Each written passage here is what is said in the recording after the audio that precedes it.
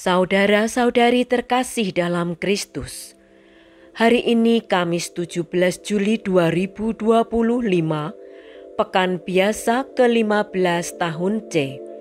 Bacaan dibawakan oleh Valentinus Geri, Mazmur dilantunkan oleh Helena Ing Jonata Kosumo, dan renungan ditulis oleh Antonia Jovita Ari.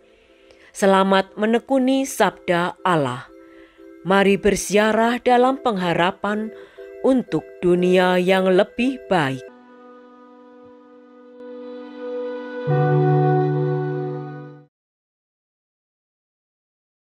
Dalam nama Bapa, Putra, dan Roh Kudus. Amin. Terima kasih Bapa atas kemurahan-Mu. Kau izinkan kami bangun pagi ini dan memulai hari yang baru.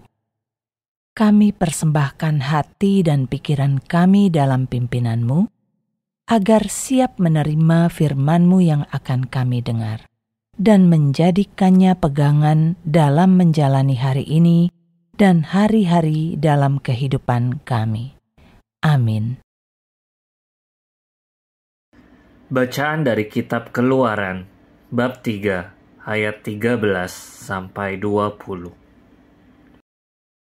Waktu Musa mendengar sabda Tuhan dari tengah semak duri bernyala, berkatalah ia kepada Allah, "Apabila aku menemui orang Israel dan berkata kepada mereka, Allah nenek moyangmu telah mengutus aku kepadamu, dan mereka berkata, siapakah namanya? Apa yang harus kukatakan kepada mereka?" Sabda Tuhan kepada Musa, "Aku adalah Sang Aku." Lalu dilanjutkan, "Katakanlah begini kepada orang Israel, Sang Aku telah mengutus aku kepadamu." Sabda Allah pula kepada Musa, "Katakanlah ini kepada orang Israel, Tuhan, Allah nenek moyangmu, Allah Abraham, Allah Ishak, dan Allah Yakub, telah mengutus aku kepadamu. Itulah namaku untuk selamanya, dan itulah sebutanku turun-temurun. Pergilah, kumpulkanlah para tua-tua Israel, dan katakanlah kepada mereka, Tuhan Allah nenek moyangmu, Allah Abraham, Ishak, dan Yakub, telah menampakkan diri kepadaku, serta bersabda, Aku sudah mengindahkan kalian, dan juga apa yang dilakukan di Mesir terhadapmu. Maka aku telah bersabda, Aku akan menuntun kalian keluar dari kesengsaraan di Mesir, menuju negeri orang Kanaan, orang Het, orang Amori, orang Feris, orang Hewi, dan orang Yebus, ke suatu negeri yang berlimpah-limpah susu dan madunya. Setelah mereka mendengarkan perkataanmu, maka engkau bersama para tua-tua Israel harus menghadap Raja Mesir. Kalian harus berkata kepadanya, Tuhan, Allah orang Ibrani telah menemui kami. Oleh sebab itu, izinkanlah kiranya kami pergi ke padang gurun 3 hari perjalanan jauhnya untuk mempersembahkan korban kepada Tuhan Allah kami. Tetapi aku tahu bahwa Raja Mesir tidak akan membiarkan kalian pergi, kecuali dipaksa oleh tangan yang kuat. Maka aku akan mengancungkan tanganku dan memukul Mesir dengan segala perbuatan yang ajaib yang akan kulakukan di tengah-tengahnya. Sesudah itu, Raja Mesir akan membiarkan kalian pergi. Demikianlah sabda Tuhan.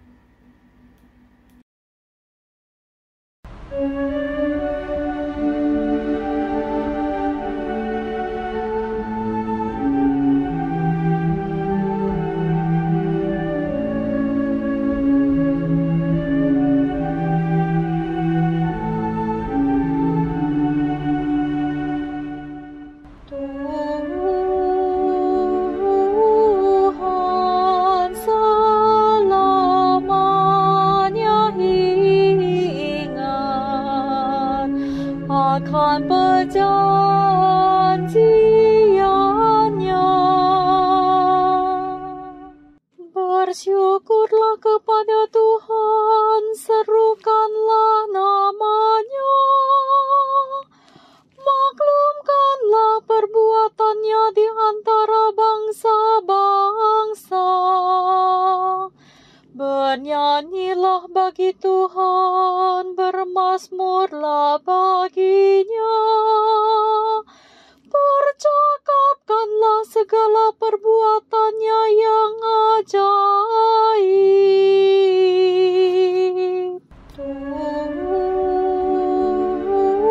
Tuhan selamanya ingat akan perjanjiannya. Selama-lamanya Ia ingat akan perjanjiannya, akan firman yang diperintahkannya kepada 1000 angkatan, akan perjanjian yang diikatnya dengan Abraham, dan akan sumpahnya kepada Ishak. Tuhan selamanya ingat akan perjanjiannya. Tuhan membuat umat-Nya sangat subur dan menjadikannya lebih kuat daripada lawan-lawannya. Diubahnya hati mereka untuk membenci umat-Nya, untuk memperdayakan hamba-hamba-Nya.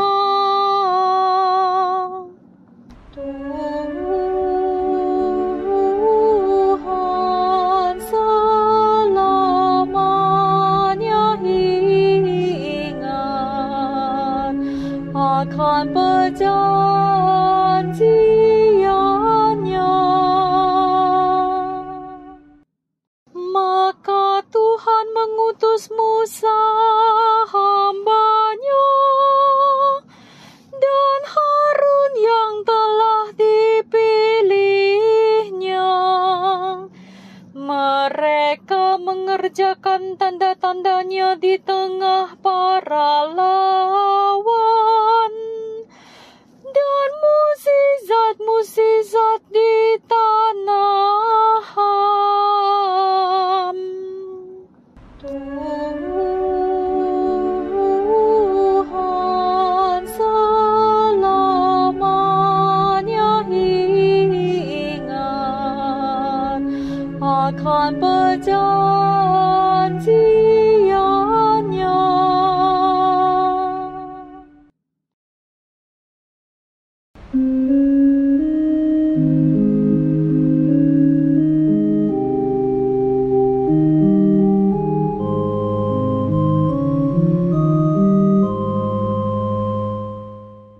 Haleluya, haleluya, haleluya, haleluya.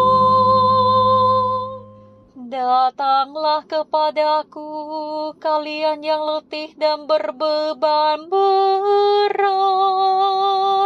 Aku akan memberikan kelegaan kepadamu.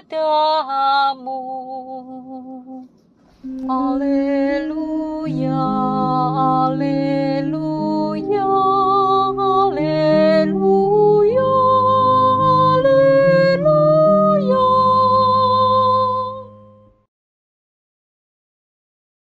Inilah Injil suci menurut Matius bab 11 ayat 28 sampai 30. Sekali peristiwa, bersabdalah Yesus, "Datanglah kepadaku kalian semua yang letih lesu dan berbeban berat. Aku akan memberi kelegaan kepadamu. Pikulah kuk yang kupasang, dan belajarlah padaku, sebab aku lemah lembut dan rendah hati. Maka hatimu akan mendapat ketenangan, sebab enaklah kuk yang kupasang, dan ringanlah bebanku. Demikianlah sabda Tuhan.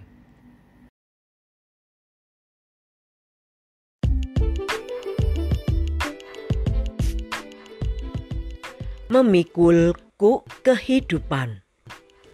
Renungan dibawakan oleh Antonia Jovita Ari.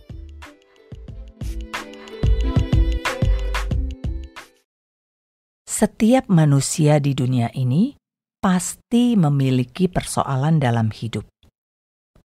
Dengan kadar yang berbeda-beda dan tanggapan yang berbeda-beda pula. Adalah manusiawi ketika tekanan hidup begitu berat, semakin keras pula berpikir untuk menyusun langkah-langkah apa yang harus diambil. Keputusan ini cukup krusial, tidak jarang malah terfokus pada kekuatan sendiri dan mengambil jalan pintas dengan cara-cara yang bertentangan dengan kehendak Allah. Maka banyak terjadi korupsi, penipuan, intinya mengambil hak yang bukan miliknya. Kalau persoalan finansial, mungkin secara duniawi sepertinya sudah terselesaikan. Tetapi apakah betul-betul demikian? Tuhan Yesus mengatakan, "Datanglah kepadaku, kalian semua yang letih lesu dan berbeban berat. Aku akan memberikan kelegaan kepadamu." Bapak, Ibu, dan saudara-saudari terkasih dalam Kristus, Tuhan menawarkan untuk datang kepadanya ketika kita berbeban berat dan berjanji akan memberikan kelegaan. Tidak hanya itu, Tuhan juga mengatakan, "Pikulah kuk yang kupasang dan belajarlah padaku, sebab aku lemah lembut dan rendah hati. Maka hatimu akan mendapat ketenangan. Sebab enaklah kuk yang kupasang dan ringanlah bebanku." Kuk adalah alat yang dipasang pada dua lembu atau kerbau untuk membajak sawah, yang dikendalikan oleh pembajak. Lembu atau kerbau itu harus taat pada instruksi si pembajak ke arah mana mereka harus berjalan, supaya menghasilkan tanah bajakan yang rapih dan baik, siap untuk ditanami. Begitupun Tuhan mau kita datang kepadanya, memikul kuk yang dipasangnya, dan belajar daripadanya. Artinya, tidak hanya datang kepadanya dan mempersembahkan kesesakan kita, tetapi juga memberikan diri dipimpin olehnya, taat sepenuhnya pada pimpinannya. Bukan lagi tentang apa yang mau aku lakukan, apa yang ingin aku lakukan, melainkan apa yang Tuhan kehendaki aku lakukan. Ketika Tuhan mengindahkan kesesakan bangsa Israel oleh penindasan Mesir dan mengutus Musa menghadap Raja Mesir untuk meminta izin membawa bangsa Israel pergi menuju tanah terjanji, kelihatannya sesuatu yang mustahil, maka diperlukan ketaatan Musa untuk melakukan apa yang dikehendaki Allah. Dan selebihnya, Allah sendiri yang turun tangan, mematahkan segala kemustahilan itu dengan kemahakuasaannya.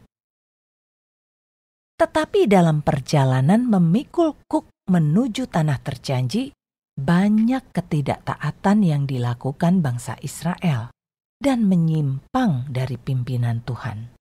Sehingga perjalanan yang seharusnya ditempuh dalam hitungan hari menjadi 40 tahun dan tidak semua orang Israel bisa sampai ke sana.